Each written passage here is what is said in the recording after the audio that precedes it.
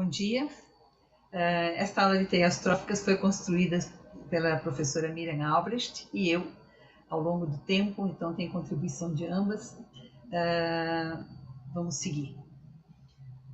Na última aula, nós trabalhamos com o conceito de sucessão, histórico dos estudos de sucessão em plantas e animais, tipos de sucessão, progressão, retrogressão, mecanismos da sucessão, mudanças cíclicas, estabilidade e distúrbio. Nós vamos voltar a falar um pouquinho disso hoje. As metas no estudo de hoje, espera-se que ao final vocês reconheçam a importância e a aplicação das teias tróficas, se familiarizem com métodos de estudo, identifiquem os tipos de teias, identifiquem elementos das teias, identifiquem espécies-chave e mecanismos de regulação trófica, percebam os conflitos conceituais gerados no entendimento das relações de diversidade, estabilidade, complexidade e estabilidade ao longo do tempo. Então, são estes tópicos. Vamos adiante. Muito bem. Quando a gente trata de comunidade, né, em relação ao ecossistema, quando começamos a falar de teias tróficas, é onde aproximamos comunidades de ecossistema ao máximo, né? Vocês estão lembrados, quando se fala de ecossistema, nós tratamos de um fluxo de energia e uma ciclagem de nutrientes. No fluxo de energia, o modelo de ecossistema trata, na verdade, de caixas pretas, né? Dos produtores, dos consumidores primários, consumidores secundários e assim por diante, né? Quando tratamos de comunidade, nós estamos exatamente preocupados em abrir essas caixas pretas e identificar quem está nesses compartimentos. É isso que interessa dentro de ecologia de comunidades para entender a estrutura, né, da teia trófica. Muito bem. Quando pensamos na comunidade, pensamos também que temos uma situação de diversas interações tróficas, né? E, portanto, nós estamos trabalhando num nível que entrelaça a comunidade com o ecossistema. Então, ou seja, a comunidade e o fluxo de energia e ciclagem de nutrientes, sendo que cada bola colorida desta representa uma espécie e cada cor representa um nível trófico.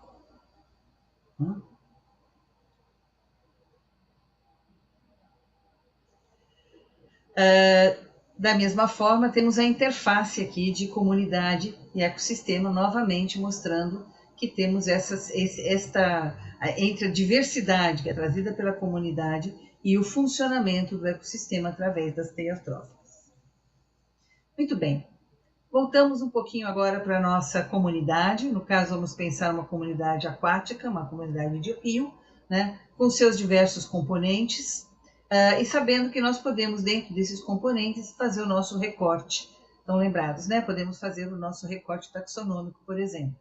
E se fizermos um recorte taxonômico aqui, podemos abordar a comunidade de jacarés, deve ter 2 ou 3 espécies, né? E a comunidade de peixes, que no caso é mais diversa. Muito bem. Trabalhamos, então, com subgrupos dentro da comunidade, né? E podemos trabalhar, então, a taxocenose dos peixes. E como nós temos que localizar no espaço, estão lembrados, né? A comunidade local tem um espaço no local onde ela ocorre. É a comunidade de peixes do Alto Rio Tocantins, a minha assemblage aqui da comunidade de peixes do Rio Tocantins. E posso fazer uma subdivisão também, por exemplo, trabalhar só com a guilda dos piscívoros, dos peixes do Rio Tocantins, tá? A teia trófica, eu tenho a teia trófica e tenho as teias de interação. As teias tróficas consideram a interação de predação.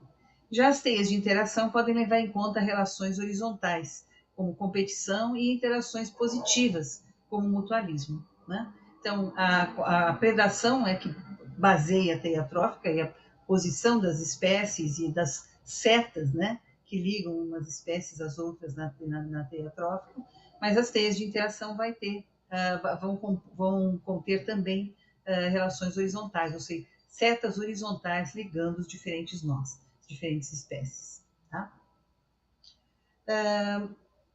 Por exemplo, então, aqui a gente tem a teia alimentar e uma teia de interação, né? Temos aqui os produtores nas duas situações. O segundo nível é o nível dos consumidores primários, que são os herbívoros, né? Os consumidores secundários, carnívoros, consumidores terciários, também carnívoros. Podemos ter, no caso, os onívoros, que se alimentam em mais de um nível trófico, ou seja, se alimenta dos produtores, essas setas indicam, né, como é feita a alimentação, né, e se alimentam também de herbívoros. Então, este consumidor primário é um onívoro, ele recebe energia dos dois níveis tróficos, tá? Já ao contrário, das teias alimentares, as teias de interação incluem as interações não tróficas, como competição, por exemplo, ou mutualismo, tá? Então, são essas setas horizontais que a gente vê aqui, que são as relações entre os herbívoros, entre os carnívoros, tá? Bom, interações de alimentação representadas pelas teias têm efeitos na riqueza de espécies, na produtividade da comunidade e na estabilidade da comunidade. Então, a análise das teias tróficas visa compreender os padrões e a dinâmica das comunidades. É um campo muito ativo dos estudos ecológicos contemporâneos. Há trabalhos sendo publicados todos os dias e é uma área muito ativa da ecologia. Aplicações. As teias alimentares são construídas, por exemplo, para descrever interações entre as espécies, ou seja, relações diretas, para descrever interações indiretas, nós vamos ver algumas, para entender controles da estrutura da comunidade reguladas por mecanismos bottom-up ou top-down, né? Padrões de transferência de energia em ecossistemas, tudo são aplicações das teias alimentares. Elton, né, no início do século XX, já falamos dele em outras aulas, né, já é nosso conhecido, mas ele se dedicou muito a entender as relações de alimentação que ligam os organismos numa unidade funcional, que é a comunidade, tá? E as forças que organizam os grupos de organismos dentro dessa teia alimentar.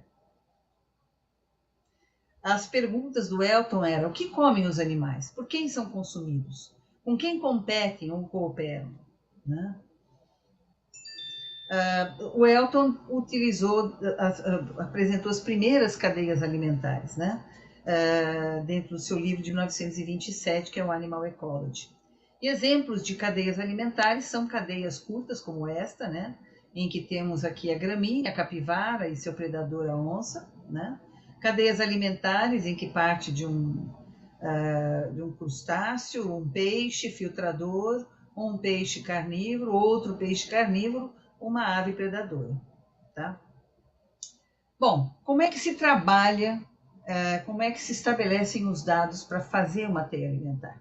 Então, antes de mais nada, temos que saber o que os animais comem, né? Então, a gente pode saber isso por observação direta, por inferência, por morfologia, observação indireta e por isótopos estáveis. Vamos lá. Por observação direta, seria comportamento. Eu peço desculpas a vocês que eu não sei tirar esta estrutura que está aparecendo aqui. Não sei tirar nem puxar para fora. Só fiz adiantar meu slide. Vamos ver. Então, por observação direta do comportamento, a gente observa como uma ave busca o néctar, observa como um cavalo, né, pasta, faz o seu forrageio, como que uma cobra, por exemplo, come a desova de um anfíbio, como um macaco pode quebrar um coco, uma fruta duro para poder pegar seu alimento, né? Como que um predador de grande porte busca sua presa, como, né, um inseto hematófago busca seu alimento na nossa pele, e também como nós mesmos temos uma série de hábitos, né, na nossa obtenção de alimento, inclusive usando ferramentas. Bom, então o comportamento é uma forma de estudar os animais, desde que dentro de um protocolo etológico de observação, registro, padronização de registro e assim por diante. Temos indicadores de tipos de dieta. Então, morfologias de estruturas associadas à alimentação, perdão. Aqui falando do meu grupo predileto, há uma imensa diversidade de formas de obtenção de alimento, né? E esses peixes são todos peixes europeus, né? Imagine quando a gente considera os tropicais. Mas mesmo aqui, vejam, vocês podem ver que as estruturas das bocas desses peixes têm uma indicação clara do seu tipo de recurso, né? Então aqui no caso é uma lampreia. Então a lampreia tem um disco adesivo, né? Ela na verdade nem tem mandíbula, mas por esse disco adesivo ela busca, né, o alimento, ela parasita um peixe de outro tipo e retira o alimento por assim, é um parasita externo. É o tubarão com a sua boca característica, o esturjão, né, o peixe-pá que usa essa estrutura, esse rosto para levantar o sedimento e capturar pequenos invertebrados, né? Este é um peixe que come fundo também, que procura lodo. Este tem uma estrutura apropriada para buscar o lodo. Aqui temos o caso interessante de uma brema. Ela tem essa estrutura que se projeta de forma como um aspirador de pó para buscar seu alimento. Um predador, então olhos grandes, boca forte, dentes fortes, né? Esse é o lúcio, é um predador de perseguição. Pequenos peixes que predam pequenos animais na superfície da água. Este também é um peixe que pega insetos que caem na água e assim por diante, tá? Então, as estruturas ligadas à alimentação, elas dão uma indicação importante, e isso em qualquer grupo animal. Estou falando das bocas dos peixes, mas podemos falar dos bicos das aves, das bocas, dos dentes dos mamíferos e assim por diante. Outras indicações indiretas que se usam em peixes também, por exemplo, são os rastros branquiais. Rastros branquiais são aquelas estruturas que ficam quando a gente abre o opérculo de um peixe e elas se tornam visíveis, são os arcos branquiais. Normalmente a gente vê esta estrutura externa, que é vermelha, que é onde ocorrem as trocas gasosas, com epitélio muito fino, né, para a gente decidir se o peixe está fresco ou não está fresco. Mas a parte interna do arco branquial tem uma função muito importante. Essas estruturas que vocês estão vendo aqui são rastros branquiais. E esses rastros dão uma indicação importante sobre o tipo de alimentação da espécie. Por exemplo, este aqui é um peixe filtrador. Tá? Então, quando o peixe abre a boca para engolir água e filtrar, né, os organismos, seja um fitófago, seja um zoófago, vocês vão ter diferenças nos comprimentos dos rastros branquiais, que vão funcionar como um filtro, e a distância entre os rastros branquiais. Então, existem trabalhos que mostram as diferenças entre um peixe que se alimenta do fitoplâncton e que se alimenta do zooplâncton, com base na estrutura de tamanho e distância dos rastros branquiais. Um peixe carnívoro tem rastros curtos e grossos que seguram, né, que impedem a saída da presa quando ele a engole, né, forma uma grade. Enfim. Também outra estrutura que dá essa informação indireta é o comprimento do trato digestório nos peixes, né? Então, um peixe carnívoro, por exemplo, tem um estômago grande, fortemente extensível, porque um peixe normalmente engole a presa inteira. São raros os peixes que cortam pedaços das presas, como as piranhas ou os tubarões. Tá? Um peixe normalmente engole a sua presa inteira. Então, ela tem um cálculo do tamanho, se é uma presa que ele consegue engolir, ele engole e o estômago se expande enormemente, fica uma parede muito fininha e o intestino é curto. Um peixe onívoro tem um estômago de tamanho reduzido e um trato digestório mais longo. Um peixe detritívoro tem um estômago, às vezes nem tem um estômago, é uma estrutura muito pequena, né? Mas tem um intestino extremamente longo para digerir o detrito. Tá? Aqui é um herbívoro detritívoro, que é a tilápia. Aqui um microcarnívoro, que é o geófagos, e aqui um carnívoro, um predador, um piscívoro, que é o tucunaré. Outra forma de observação indireta, né, é a análise do conteúdo estomacal. Então, se usa a análise do conteúdo estomacal para peixes e para outros animais. No caso das aves, existe a possível análise do regurgito das aves. Então, aqui vocês estão vendo a pelota de regurgitação de uma suindara. A suindara é uma ave carnívora, vocês estão vendo aqui pedaços de osso dos pequenos roedores dos quais ela se alimenta. Dá para ver o crânio e tal. Pelos ossos encontrados na regurgitação e pelos pelos, né, às vezes pelas penas, é possível identificar qual foi a alimentação dessa ave. Análise de pelotas fecais também são importantes, né? E às vezes a própria análise a própria análise fecal, né? Por exemplo, para a lontra, a análise das fezes da lontra dá uma indicação importante da sua alimentação. Ela se alimenta basicamente de peixes e crustáceos. É possível identificar, às vezes, até as espécies. Aliás, tem um trabalho feito aqui no UFRJ com isso. Bem, é possível fazer também a quantificação, né? Porque pelo que a gente viu pelos métodos, desculpe, aconteceu algo aqui. Não sei o que é.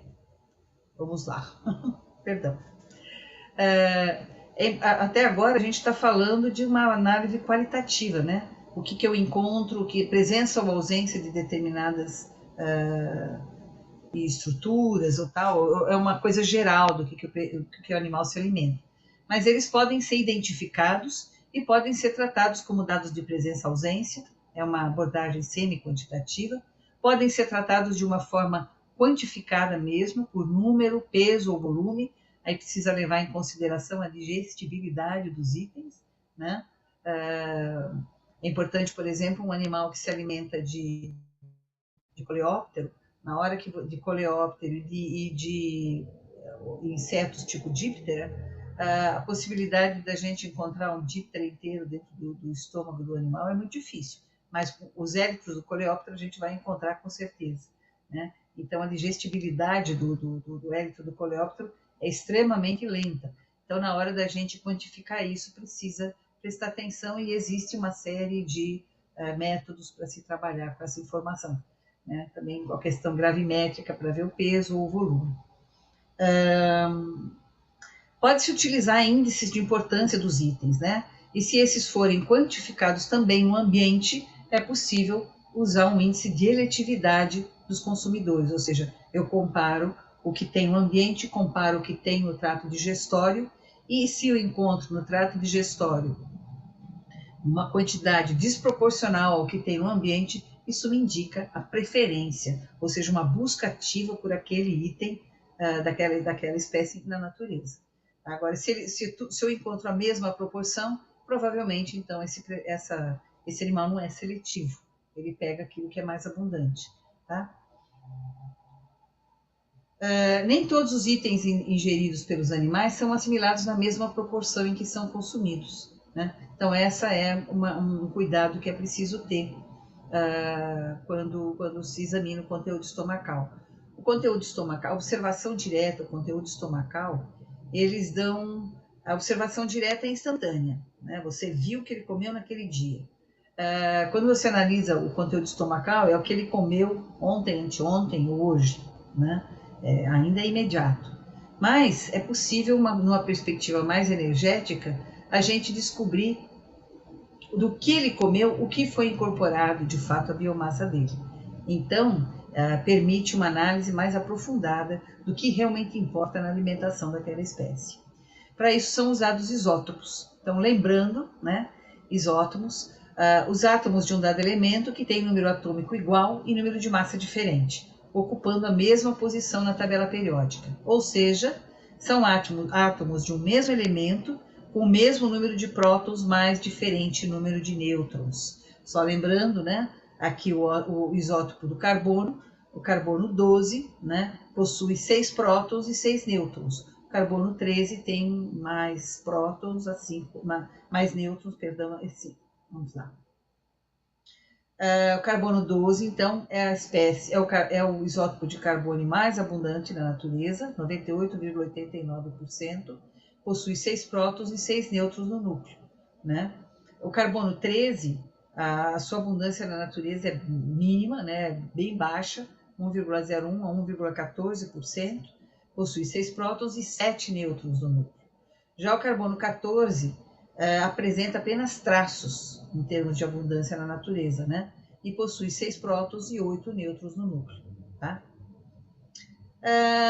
Somos aquilo que comemos, né? Esta figura muito curiosa, publicada pelo Frey em 2006, ele mostra a relação que nós temos no corpo de carbonos, de isótopos pesados e leves, né? Então, temos o carbono 12, que corresponde... Aliás, antes de mais nada, um corpo humano de uma pessoa de 50 quilos, que é o que está representado aqui, tá?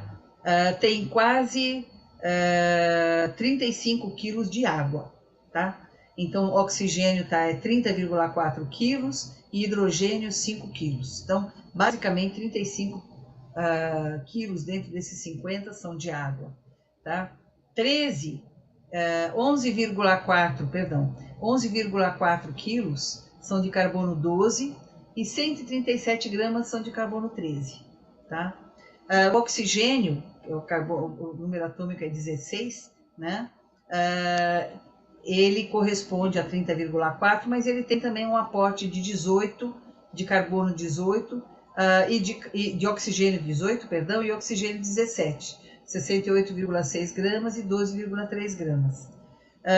O hidrogênio, que são 5 quilos que entram na composição da água, tem também o seu isótopo, né, deutério, com 1,50 gramas. O nitrogênio é 1,30 kg, mas o nitrogênio 15 corresponde a 5,10 gramas. Tá? Então, também tem o enxofre, que aparece com seu isótopo, coisa de 200 gramas e 10 gramas, respectivamente. E aí, como é que está a sua composição isotópica hoje? Dentre os princípios da ecologia isotópica, né, a razão carbono-nitrogênio provê uma indicação geral da qualidade dos produtos primários, dos produtores primários para os organismos heterótrofos. Tá? É uma medida de quanto determinado item é potencialmente aproveitável pelos organismos. Então, essa razão carbono-nitrogênio dentro da ecologia isotópica é fundamental. Responde a primeira pergunta. Então, recursos que apresentam valores menores da taxa carbono-nitrogênio, ou seja, taxas maiores de nitrogênio do que de carbono, são teoricamente mais lábeis, né, sendo mais facilmente assimiláveis. Recursos com maiores quantidades de carbono, como as plantas, né, são mais refratários, são de mais difícil digestão. O uso do carbono 13 como marcador baseia-se no fato de que o consumidor reflete isotopicamente a sua dieta. Tá? A utilidade. A composição isotópica de tecidos contém uma marca desses processos. Por exemplo, plantas adquirem assinaturas de carbono, nitrogênio, hidrogênio através da fotossíntese. E os animais incorporam essas assinaturas através do consumo e síntese da biomassa de plantas. A razão isotópica da amostra é mensurada através de um espectrômetro de massa. Esse é um espectrômetro de massa de razão isotópica, IRM. Esse é o que é da Universidade de Rio Grande. E mede a razão entre o isótopo pesado e o leve dentro de uma amostra, em comparação a um padrão internacional. Qual é a aplicação que a gente tem de fazer essa razão isotópica da amostra? Em estudo das teias alimentares, incluindo as trocas de matéria e energia que ocorrem através de deslocamentos, migrações, né, de organismos entre os ecossistemas, avaliação de impactos antrópicos por eutrofização artificial, a introdução de espécies exóticas pode ser acompanhado também isotopicamente, a avaliação de padrões de uso do hábitat, a conectividade de padrões de migração de diversos organismos, etc. Isso só pensando em biologia e ecologia, tá? Tem várias outras aplicações. Aqui é o caso de um estudo feito aqui em Mata Atlântica, foi a dissertação de mestrado do Rafael Azevedo, ele defendeu em 2011, Ecologia Alimentar de Caracidium vidale do rio Macaé, revelada por análise de conteúdo estomacal e isótopos estáveis de carbono e nitrogênio.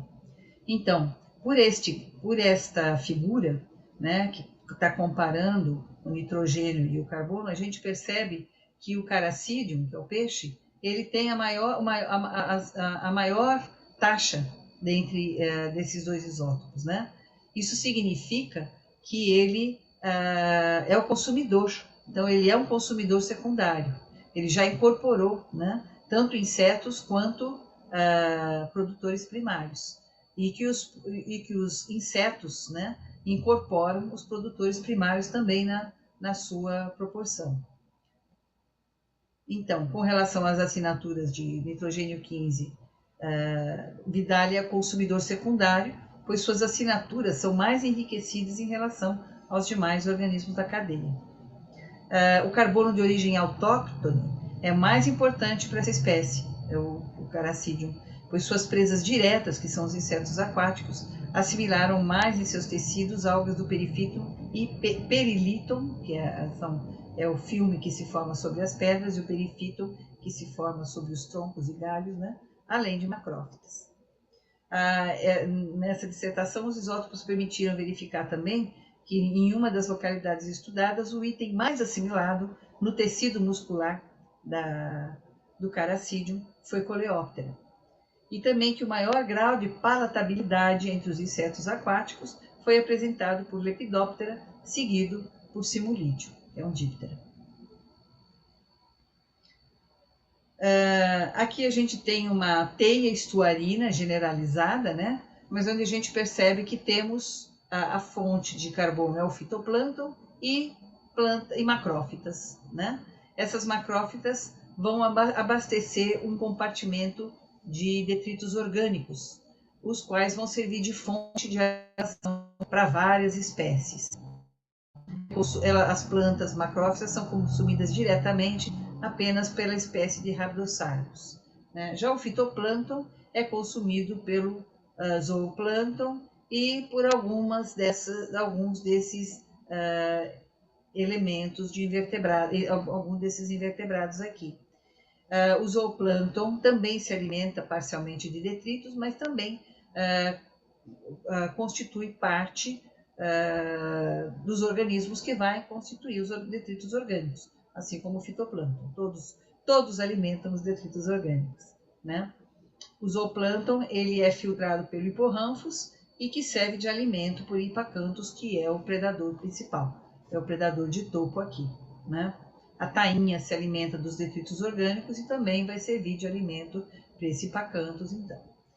Muito bem, isso aqui temos esse sistema é da África do Sul, né? Mas a gente pode perceber, então, que as maiores fontes de matéria orgânica são o fitoplâncton e as macrófitas, tá? Vamos ver como é que isto se comporta. Aqui o que a gente está percebendo é como que esses compartimentos, então, vão participar da biomassa desses peixes, né? Que são, na verdade, o recurso pesqueiro dessa região. Então, vejam que interessante. Quem se alimenta diretamente do fitoplâncton, ou que tem uma influência importante do fitoplâncton na sua dieta, aparece em azul, e isso vai se diluindo um pouco aqui. Então, o hiporrânfus está representando a sua alimentação pelo fitoplâncton, assim como estes dois invertebrados.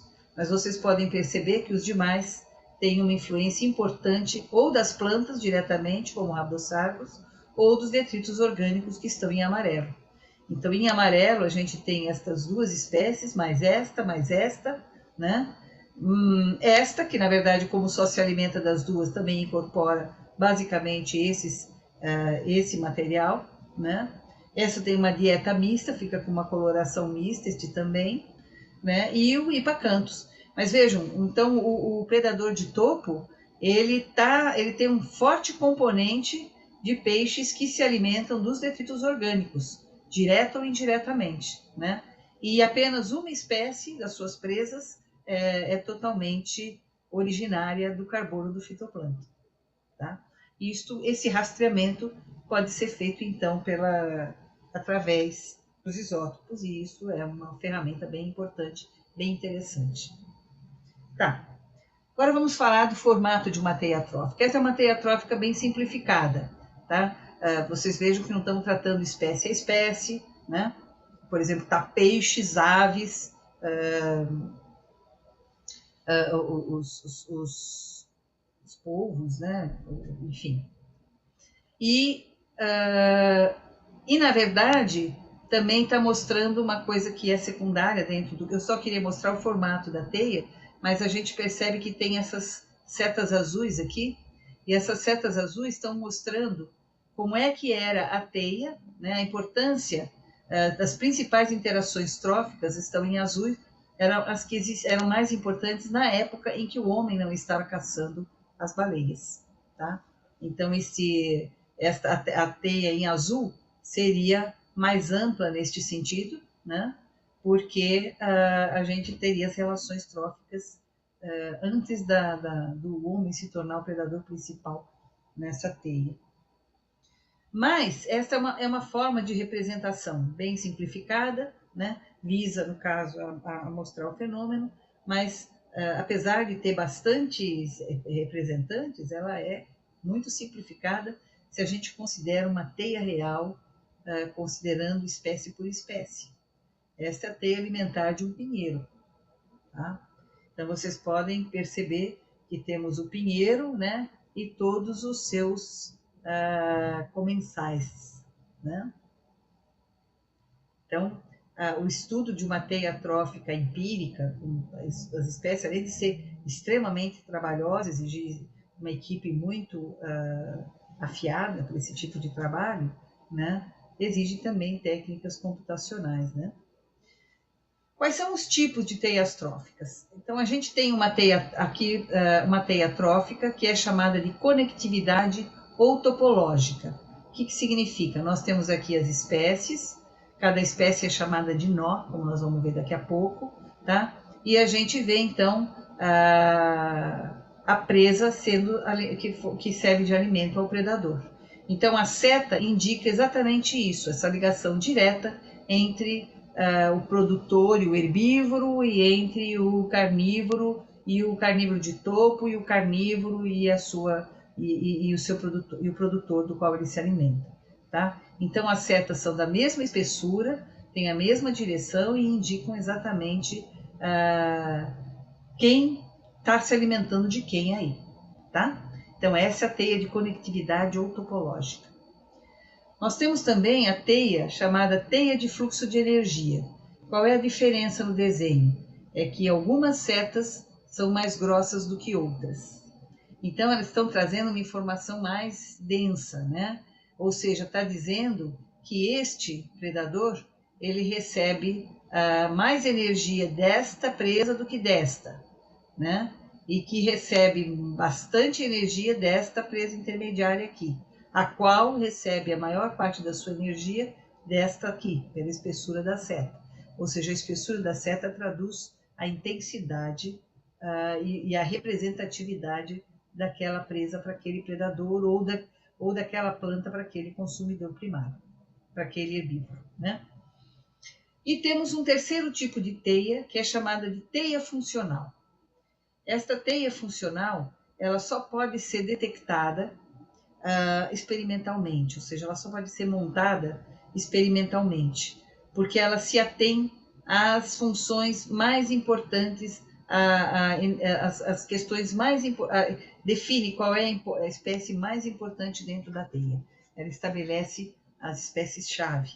E para a gente verificar qual é a importância de cada espécie nessa teia, a gente precisa fazer experimento de remoção e observar como que se reorganiza a comunidade após a retirada dessa espécie-chave. Tá?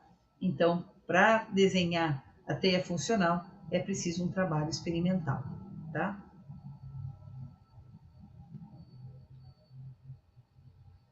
Bom, essas teias são chamadas de cima para baixo, né?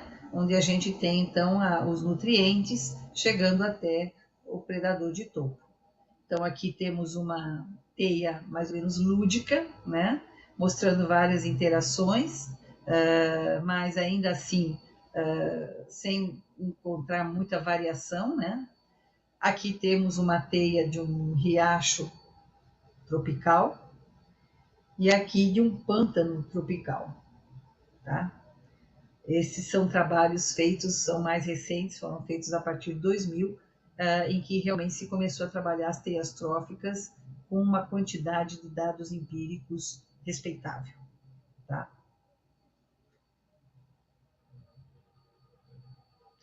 Bom, vamos identificar o que tem na teia trófica? Então, quais são as propriedades, né, da teia trófica? A nó é a espécie ou o grupo de espécies troficamente similares, tá? Então, é o número de espécies ou de nós. E é denominado S, como riqueza, tá? É uma forma de riqueza das espécies que compõem a sua teia. Temos as espécies basais, que são o nível trófico mais baixo da teia. São aquelas espécies que não predam ninguém. As espécies intermediárias predam e são predadas. E as espécies de topo não são predadas por ninguém, tá? O que são ligações tróficas? São as linhas que unem os nós. Então, podem ser, sim, sinais indicando interações positivas. Elas podem ter sinais indicando interações positivas ou negativas, se a gente estiver principalmente considerando linhas horizontais. No caso da ligação de predação, são apenas as linhas que unem os nós de baixo para cima. As espécies tróficas ou trofoespécies são espécies que têm o mesmo conjunto de presas e o mesmo conjunto de predadores. Ou seja, elas são espécies extremamente semelhantes. Funcionalmente, elas são a mesma coisa. Densidade de ligações é o número médio de ligações por espécies. Então, você coloca por espécie. Você considera a espécie e conta o número de ligações que ela tem, tanto do quem ela se alimenta e de para quem ela serve de alimento. Ciclo. Ciclo é quando a gente tem dentro da teia uma espécie A que come a espécie B e a espécie B que come a espécie A. Estranho? Fica para vocês pensarem e a gente falar no encontro síncrono. Canibalismo é o ciclo em que a espécie se alimenta de indivíduos de sua própria espécie. É comum? Vamos deixar para falar também no encontro síncrono. Ligações possíveis. Bom, eu preciso que vocês saibam o que são ligações possíveis, porque nós vamos usá-lo no entendimento da conectância, tá? Então, ligações possíveis dentre S espécies da teia, tá? Pode haver interações potenciais que são medidas desta forma. Não se considera o canibalismo, mas S, que multiplica S menos 1, dividido por 2. Isso são as ligações possíveis e não tem um fundamento biológico, tá? É o conjunto das espécies que tem naquela teia. A conectância é onde a gente divide o número de ligações reais, e aí sim a base biológica, né, efetiva, confirmada, dividido pelo número de ligações possíveis. Essa me dá uma medida da conectância da teia, tá? Que é uma propriedade muito importante. Comprimento da cadeia é o número de ligações entre cada espécie basal e o predador de topo. Então, você parte do produtor e vai até o predador de topo, contando quantas ligações tem para chegar lá em linha, tá? Onívoros são espécies que se alimentam em mais de um nível trófico. Então, é uma espécie que a gente viu naquela figura, né? Que se alimenta de um produtor e também de um consumidor primário, por exemplo. Ou de um consumidor primário e de um consumidor secundário. Também é um onívoro, tá? Portanto, não vale aquela definição de que onívoro é quem come planta e animal. No caso aqui, não. É quem se alimenta em mais de um nível trófico. Compartimentos. Grupos de espécies com fortes ligações dentro do grupo e fracas fora dele, tá? É possível a gente detectar a força das ligações, por exemplo, numa teia topológica de conectividade, que é aquela primeira que a gente viu?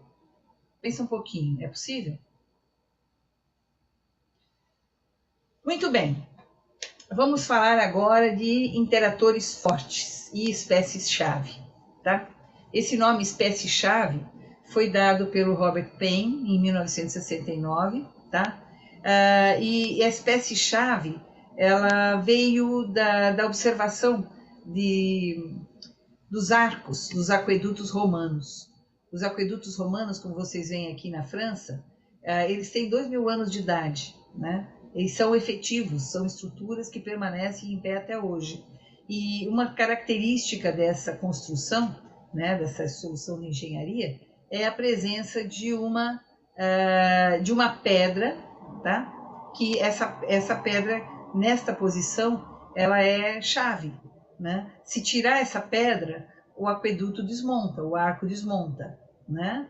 Então, justamente, o Penn chamou de espécie-chave para dizer que quando a gente tira a espécie-chave da teia, é como que tirasse a estrutura, esta pedra, né? Esta pedra desse local, que é chamada pedra angular, tá? Bem, o Paine estudou a Pisaster, essa estrela bonita aqui, o Crassius, na Baía de Mucral. Então, nós temos aqui a Pisaster, e a Pisaster se alimenta de taís, né, que é um gastrópodo, predador, se alimenta das cracas, se alimenta de gastrópodo, se alimenta de bivalve, de outra craca e dos quítons, né, que também é um molusco placófilo. Muito bem. Então, o que ele faz? Quando ele retira a Pisaster, remove, faz o experimento de remoção da Pisaster, né? O que acontece? Acontece que esta presa é liberada da predação, então aumenta muito a sua ação de raspagem do costão, né, de consumo das algas. Da mesma forma, este tipo de craca, né, ela continua servindo de alimento a taís, mas a taís aumenta muito em número, também se alimenta fortemente dela, mas por outro lado, ele continua se alimentando das algas, né? Este bivalve, a mesma coisa, aumenta o seu consumo e diminui esse gastrópodo e diminui ou desaparece o quíton, porque o que acontece nesse meio tempo? Ocorre uma depressão de algas. Então, quando ocorre a depressão de algas, este gastrópodo não aguenta mais, que ele está sendo predado, e além de ser predado, ele perde o seu alimento, a redução do seu alimento, então ele não permanece no local, né? Ele desaparece do local. E os quítons também, perde a sua possibilidade de comer algas, e mesmo não sendo predado, ele desaparece da região. E aí o resultado, né, é que o que se conclui é que a presença do Pisaster mantém a diversidade, né, limitando as populações de mexilhões e cracas, que são competidores superiores por espaço na ausência de predadores. Então, a diversidade, que era de 15 antes da remoção, passa para 8 após a remoção da Pisaster. Tá? Então, a Pisaster é, sem dúvida, nessa comunidade, uma espécie-chave para a manutenção da estrutura e diversidade dessa comunidade. Tá? Então, o que são espécies-chave? São espécies com grande importância na estrutura das comunidades. Não são as mais comuns, não são as dominantes ecológicas. A sua influência é muito maior do que seria esperado pelo seu número ou pela sua abundância. Tá? Portanto, é uma espécie cujo impacto é desproporcionalmente grande em relação à sua abundância ou biomassa. Tá? A gente tende a achar que o predador de topo é o principal, é sempre a espécie-chave, né? Nem sempre, muitas vezes mas nem sempre. Tá? Então, não são somente predadores de topo. Como se mede essa importância? Por exemplo, pela porcentagem de espécies perdida após a remoção. O modo usual de reconhecê-las é através dos experimentos de remoção, mas nem sempre. Tá? Este caso aqui, por exemplo, há uma mudança na estrutura total da comunidade, porque o castor, né, o castor canadensis, ele represa o riacho e cria um ambiente límnico aqui, lêntico, né? E aí o que acontece? As espécies que ocupam, que ocorriam em baixa abundância e que são arrastadas pela correnteza, aqui elas conseguem proliferar. E, por outro lado, as espécies que dependem muito da correnteza seguem para o riacho acima e não ocupam mais essa área. Né? Então, essa mudança, o castor é uma espécie-chave na estrutura desse riacho, né? Transformações e ciclo de nutrientes que ocorrem aqui nesse riacho. Da mesma forma, esse curimbatá, o Prochilodus mari, ele não ocorre aqui no Brasil, né? Ele ocorre no Rio Orinoco, e este pesquisador, Flecker, americano, ele fez um experimento em larga escala. Ele construiu uma rede de separação no meio do canal do rio. Esse peixe, ele é um detritívoro, né? E ele alcança grande biomassa, ele forma grandes cardumes e são peixes migradores, né? Então eles migram rio acima. Nessa passagem, eles consomem muito nutriente, liberam nutrientes. Então aqui essa figura mostra nesse mesocosmo, né, que esse experimento que ele fez,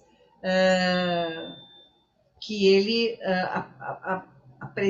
pela remineralização que ele oferece nesse rio que é oligotrófico, né, ou seja, um riacho que está transparente, um rio que é transparente desse jeito, tem muito pouco nutriente disponível para a biota. No momento em que ele fornece esse alimento pela sua atividade de detritívoro, né, ele aumenta a diversidade e o fluxo de energia dentro dessa parte do rio.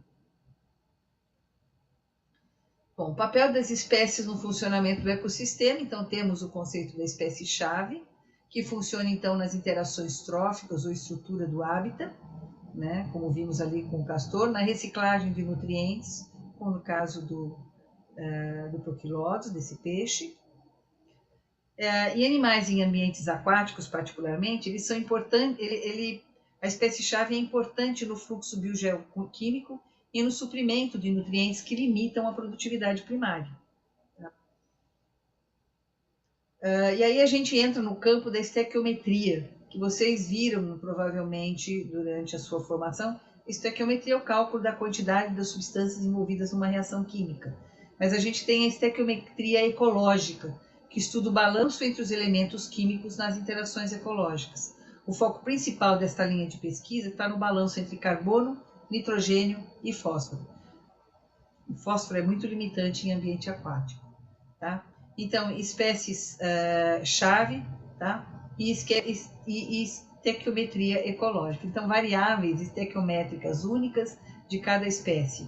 É o conteúdo nutricional da dieta e a composição corporal de elementos.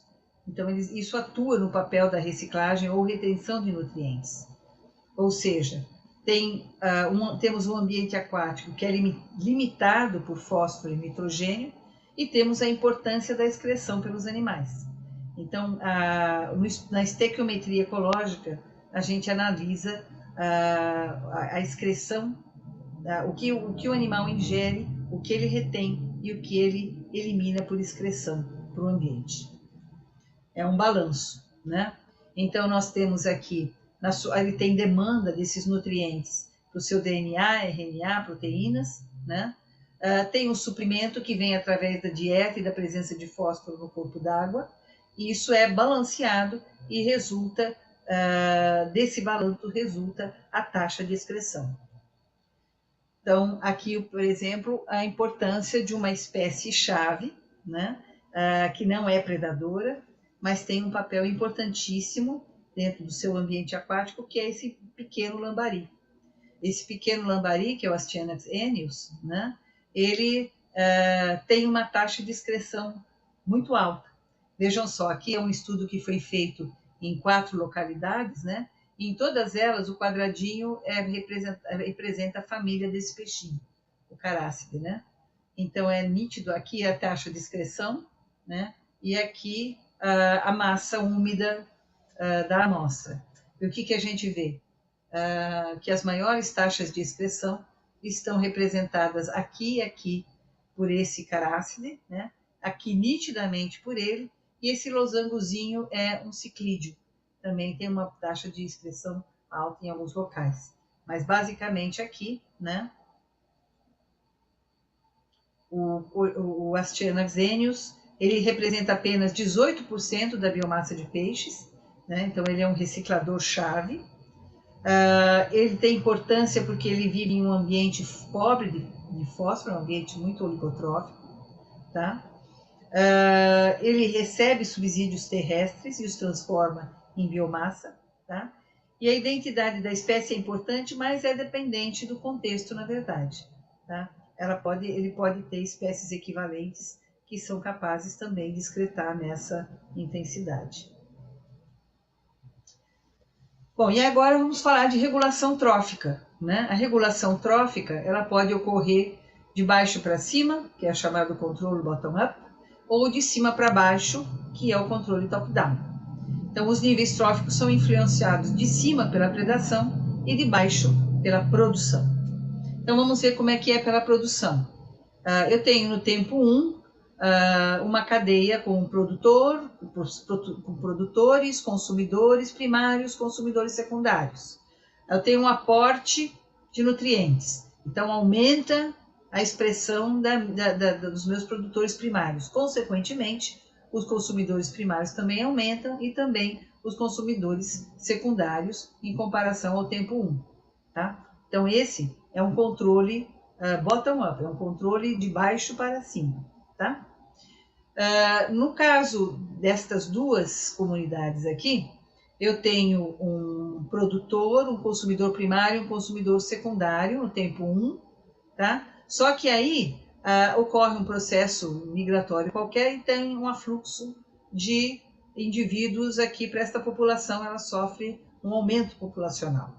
O que acontece? Ela reduz drasticamente a população de consumidor primário, que aí, por sua vez, deixa de consumir os produtores e os produtores aumentam a sua expressão na comunidade. Temos uma outra possibilidade em relação a esta aqui, em que entra um outro predador de topo. Um predador de topo invade esta área e é o consumidor terciário. Tá?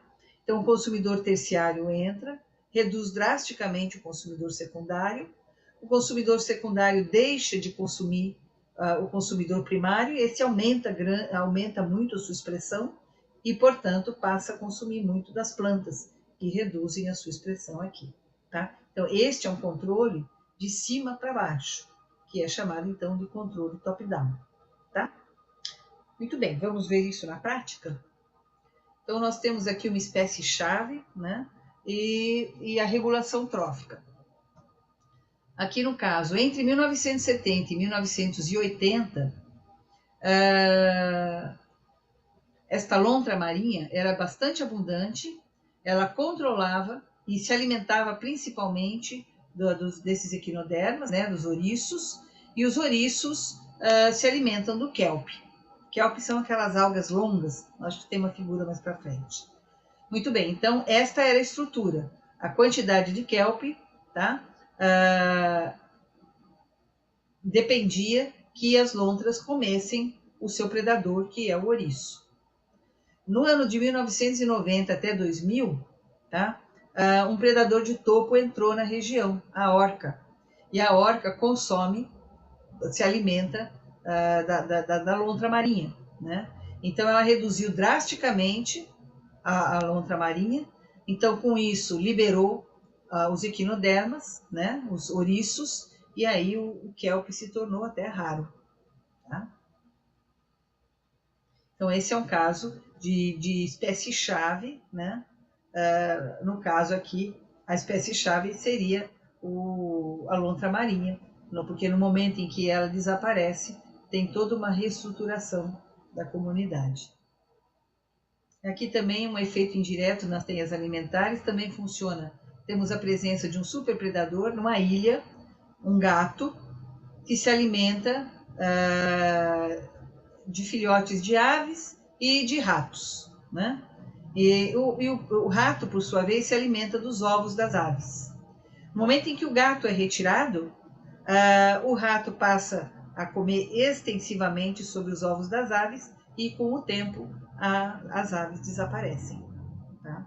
Então, as três espécies, quando estão juntas, elas podem coexistir, mas no momento em que o superpredador é retirado, apenas uma espécie sobrevive.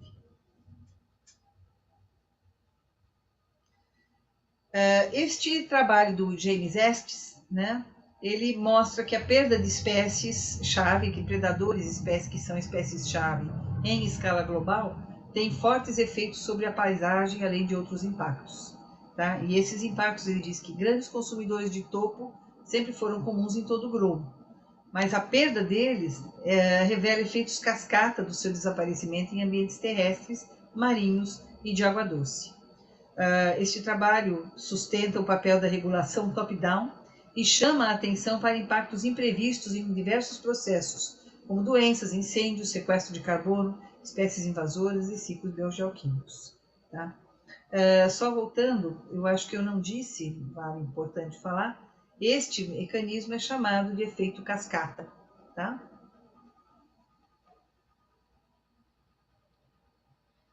Então, o Estes representa aquele mesmo caso que nós estudamos, mas ele mostra um efeito, um trabalho de campo mostrando como é que é o substrato marinho quando a espécie-chave, que é a lontra marinha, está ausente e como é quando ela está presente, né? Lembrando que ela controla todos esses, tá vendo aqui a quantidade de ouriços? Então, como ela controla os ouriços através da predação, o kelp cresce, né? Mas quando não tem, quando ela está ausente, o aspecto é este, tá? Da mesma forma, no Ártico, temos um predador de topo, que é a raposa, que consome aves marinhas. E essas aves marinhas liberam material fecal, né, um guano, com nutrientes. Então, quando tem as aves liberando as suas fezes na terra, os nutrientes permitem o desenvolvimento de uma vegetação de gramíneas bem densa, né? Quando não tem a raposa, quando tem a presença da raposa, né, aí tem menos aves. E aí, tendo menos aves, a ausência reduz a quantidade de nutrientes, né, e as gramíneas são substituídas pela tundra original do Ártico. Tá? Então, quando o predador está presente, nós temos a tundra, quando ele está ausente, nós temos gramíneas tomando conta da região. Bom, 83 vezes 10 a décima toneladas de carbono estão presas na biomassa verde e cerca de 5 vezes 10 a décima toneladas cúbicas de material vegetal são produzidas a cada ano. Portanto, é uma quantidade enorme de vegetação disponível na teia trófica, né? No entanto, o mundo é verde. As vistas aéreas que a gente tem do mundo é um mundo verde. Como fica o controle top-down? Onde estão os herbívoros? Então, os herbívoros têm inimigos que limitam o seu número, né? Predadores, parasitas, doenças impedem os herbívoros de consumir todas as plantas verdes. Os nutrientes limitam também os herbívoros, não a energia. Então, o nitrogênio, por exemplo, é crítico para animais e é pouco disponível nas plantas. Então, ele depende de ter fontes de nitrogênio. Os fatores abióticos também limitam os herbívoros, temperatura, precipitação excessiva. A heterogeneidade espacial e temporal reduz a disponibilidade das plantas. Então, nem sempre as plantas estão onde estão os herbívoros, né? Então, existe uma eficiência variada na busca das plantas, na busca que os herbívoros fazem das plantas. Além disso, os herbívoros limitam seus próprios números, né? Através da competição intraespecífica e, às vezes, também da interespecífica. E também temos um fato de que as plantas não são agentes passivos esperando para serem comidos, né? Do ponto de vista de um herbívoro, o mundo é espinhento e de sabor desagradável. Portanto, existe uma regulação bottom-up. Tá? Vamos fazer uma pausinha. Eu vou ficar por aqui, mas vocês podem se alongar, tomar uma água. Eu vou tomar uma água aqui.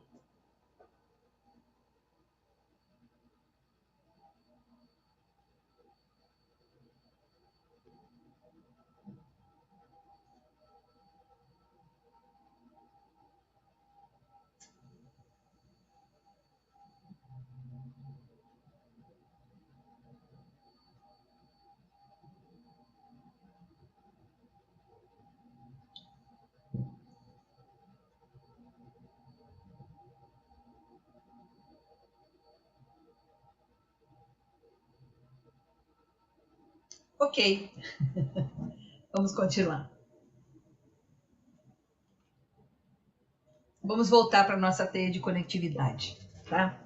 Então, temos aqui uma teia terrestre, né? Com plantas, consumidor primário, consumidor secundário, consumidor terciário. Aqui um predador de topo, né? Ok. Com o estudo das teias tróficas, né? Que foram feitos basicamente entre as décadas de 70 e 80, foram com diferentes objetivos, diferentes metodologias, com graus diferentes de agrupamento das espécies. Os dados empíricos não tinham o cuidado que são feitos atualmente quando a gente analisa os trabalhos feitos depois do ano 2000, né?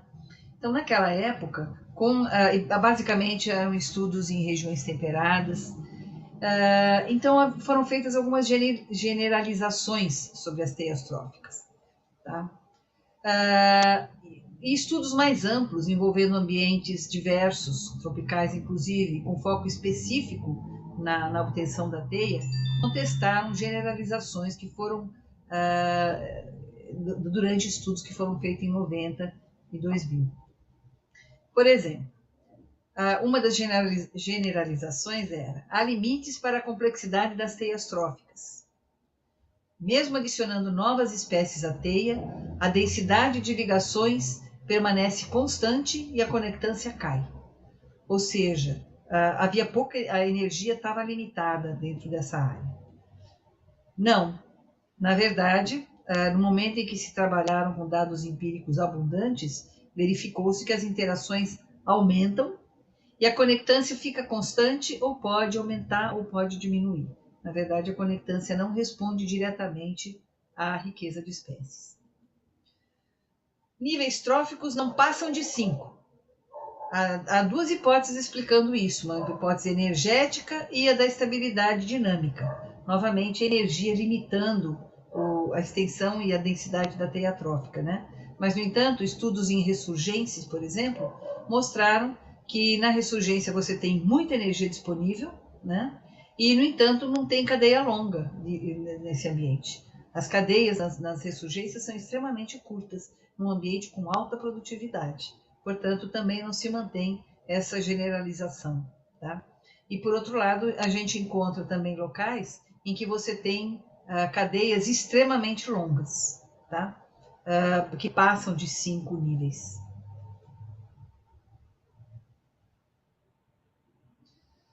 Há uma proporção quase constante de espécies basais intermediárias de topo, independente do tamanho da teia.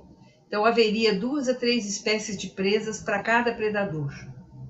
Não, há teias em que esse número é facilmente ultrapassado em ambientes tropicais. O próprio Pollis, no seu trabalho de 1999, ele já encontrou uma densidade de presas muito maior. Onivoria é um fato raro nas teias tróficas? Não. Em ambientes tropicais, a onivoria é bastante comum. Bom, então, para que generalizar? Por que você está falando nisso? É porque, na verdade, os estudos que a gente tem hoje em dia, e os dados empíricos que se obteve hoje em dia, só são passíveis de serem analisados por causa das discussões que surgiram, tá? Então, essa contestação é importante porque permite avanços, né? Então, é importante entender, porque havia um contexto teórico que foi sendo modificado, tá? Então, em contexto teórico da questão das teias tróficas, é importante. Bom, as conexões entre a estrutura e a estabilidade das teias tróficas atraiu a atenção dos ecólogos por no mínimo meio século. Pelo senso comum, né, ou seja, a sabedoria convencional, quanto mais complexa uma comunidade, maior sua estabilidade. Tá, só pessoas comuns pensam isso? Não. Na verdade, o MacArthur, em 55, já dizia que quanto maior o número de rotas de energia através de uma comunidade, menos provável que as densidades das espécies mudem em resposta ao aumento ou diminuição da densidade de uma delas. Tá? Então, ele acreditava que quando há várias rotas de energia dentro da comunidade, menos ela se abala. né, mais estável ela é. Elton, em 58, a partir das observações teóricas e empíricas que ele fez no seu livro, pensou que a maior complexidade de uma comunidade levaria a uma maior estabilidade frente ao distúrbio. Inclusive, trabalhando com as espécies invasoras, né, ele colocou que comunidades mais simples seriam mais vulneráveis à invasão, por exemplo. E isso é mantido até hoje. Quando a gente pensa numa comunidade que está vulnerável para um invasor, né, provavelmente é uma comunidade degradada. Porque quanto mais degradada, mais homogênea, mais simples, mais vulnerável ela fica à invasão. E quem propôs isso inicialmente foi justamente Elton, né? O Robert May era um ecólogo teórico, trabalhou com matemática e estatística em modelos matemáticos, né? Ele discorda dessa sabedoria convencional. Por quê? Porque ele fez muitas comunidades construídas aleatoriamente, com forças de interação atribuídas também aleatoriamente, e descobriu que a diversidade tende a desestabilizar a dinâmica da comunidade. Ou seja, usando modelos nulos, ele percebe que não há essa relação direta de maior diversidade e maior estabilidade. Esse trabalho dele, puxa vida, isso foi bem em frente, né? Mas quanto mais complexa o sistema, mais estável, tá? Um trabalho que ele publicou na Nature em 1972. Ele descreveu as teias alimentares com 3 parâmetros: o número de espécies, a conectância, que são pares de espécies que interagem, né? E a intensidade das interações. Para ele, o aumento desses 3 parâmetros faz aumentar a instabilidade, mas cada um deles representa um aumento na complexidade. Logo, para ele, o aumento de complexidade aumenta a instabilidade. Bem, outros ecologistas, usando abordagens semelhantes, encontraram resultados consistentes com essa hipótese. Mas esses resultados eram intrigantes, né? Já que os ecossistemas reais eram, sem dúvida, eles estavam usando ecossistemas simulados. E os ecossistemas reais eram complexos e diversos. E também esses resultados contrariavam completamente as ideias de Elton, Odum e MacArthur. O que estava faltando? O Peter Iodices, da Universidade de Guelph, no Canadá, em 1981, ele intensificou esse paradoxo. Ele trabalhava também com ecologia teórica, mas ele construiu modelos estruturados a partir de um compilamento de relações de 40 teias alimentares reais e com forças de interação plausíveis. E demonstrou, não aleatórias, tá? E demonstrou que eram teias mais estáveis do que as teias alimentares aleatoriamente construídas por May e seus seguidores. Ou seja, ele não deixou essa questão da força de interação ser aleatória. E na hora que ele fez isso, ele percebeu que essas teias não se comportavam da mesma forma. Esses dados do Iodices refletiam relacionamentos reais de alimentação, embora nem todas as teias estivessem completas, tá? Bom, os dados mostraram que a força de interação era, provavelmente, crucial para a estabilidade. Então, esse é um aspecto que estava passando batido. Só se falava de número de espécies, né? E, na verdade, a força de interação é que parece influir, de fato, na estabilidade.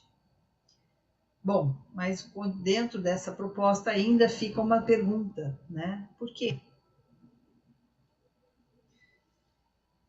Macan, em 2000, propõe uma mudança de perspectiva e identifica 2 abordagens nesse trabalho dele da Nature, de 2000. Ele propõe uma abordagem que separa a relação diversidade e estabilidade e a relação entre estrutura trófica e estabilidade. E esse trabalho é extremamente interessante. Eu vou deixar o PDF disponível para vocês, caso algum de vocês se interesse por esse debate, tá? Ele faz uma recuperação dos dados bem interessante. E mostra vários experimentos que foram feitos em mesocosmos e em microcosmos. E ele chegou à conclusão que a diversidade aumenta a estabilidade. Os dados empíricos sustentam, portanto, essa questão. As evidências indicam, ou seja, que a diversidade aumenta a estabilidade. As evidências também indicam que a diversidade não é o condutor nessa relação, mas a estabilidade depende da capacidade das comunidades manterem as espécies ou grupos funcionais capazes de responder diferencialmente aos distúrbios. Então, aqui começa a entrar o problema do distúrbio, tá? E também dos grupos funcionais, ou seja, das respostas das espécies, da variabilidade na resposta das espécies. Os resultados de May, lembra o May de 72, refletem o fato de que distribuições aleatórias, isto é, um universo nulo, onde dinâmicas são influenciadas apenas pela diversidade, tá? Não criam a tensão necessária entre os membros da comunidade que força a resposta diferencial e, consequentemente, a estabilidade. Por isso que ele não encontrava estabilidade. Em uma construção aleatória da comunidade, por exemplo, interações fortes não são necessariamente acopladas a interações fracas, que é o que acontece numa comunidade real. E as interações fracas, elas têm a capacidade de neutralizar o potencial desestabilizador das interações fortes. Interações fortes são desestabilizadoras, mas numa comunidade, você não tem comunidade só com interações fortes. Você sempre tem muitas interações fracas. E elas tamponam esse efeito desestabilizador das interações fortes. E por isso que se explica que a diversidade aumenta a estabilidade. Microcosmos aquáticos mostraram que a variação ao nível de populações não é influenciada pela diversidade, enquanto a variação no nível de comunidade tende a decrescer com a diversidade aumentada. Tá? Uma explicação é que a diversidade crescente aumenta as chances de que ao menos algumas espécies respondam diferencialmente a condições variáveis e distúrbios. Outra explicação é: maior diversidade aumenta as chances que um ecossistema tenha redundância funcional, por conter espécies capazes de substituir funcionalmente espécies importantes. Juntas, essas duas ideias, tá, desse aumento de chance nessas duas situações, foram chamadas de hipótese da garantia, ou seja, a insurance hypothesis. Essa ideia foi estendida para sugerir que quanto maior a variação nas respostas das espécies de uma comunidade, menor será a riqueza de espécies necessária para garantir o ecossistema. Tá?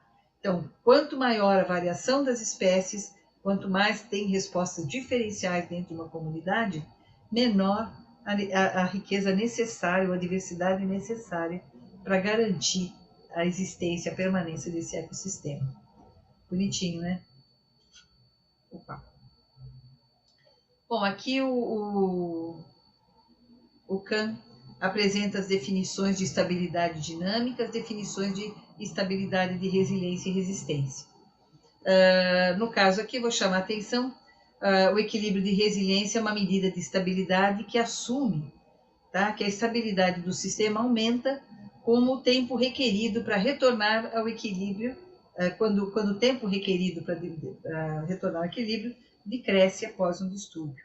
Ou seja, uma resposta rápida significa que o sistema volta rapidamente ao seu estado de equilíbrio. A resistência é uma medida no grau no qual uma variável muda após um distúrbio, ou seja, frequentemente usada como uma medida discreta que mostra a habilidade da comunidade resistir à invasão, por exemplo. Ou seja, se o invasor falha, significa que a comunidade é resistente. Mas também temos a resistência a distúrbio que a gente viu na aula passada. Complexidade versus estabilidade. Observamos da natureza que comunidades complexas e frágeis em ambientes estáveis e previsíveis. Tá? É o caso, por exemplo, da floresta atlântica, da mata amazônica. Tá? São comunidades complexas e frágeis em um ambiente estável relativamente previsível. Comunidades simples e robustas em ambientes variáveis e imprevisíveis. Os ambientes estáveis são capazes de manter espécies especializadas que não existiriam em ambiente os recursos são muito variáveis, muito flutuantes. Em ambientes estáveis, as populações estarão sujeitas a um grau de seleção K relativamente alto, ou seja, capacidade competitiva alta, sobrevivência alta, rendimento reprodutivo baixo, tá? Então, são aquelas espécies que na sucessão a gente chama de tardias. Ambientes estáveis, essas populações serão resistentes a perturbações, mas uma vez perturbadas, terão pouca capacidade de resiliência ou recuperação. Em ambientes instáveis, em ambientes variáveis, as espécies estarão sujeitas a um grau de seleção R, relativamente alto, com pouca resistência e resiliência mais alta. Ok? Muito bem. Aqui vocês têm os livros textos que a gente pode utilizar, né? E no encontro síncrono, a gente pode discutir alguns aspectos, vamos trabalhar em cima de uma teia trófica também, tá bom? Então, até daqui a pouco no encontro síncrono.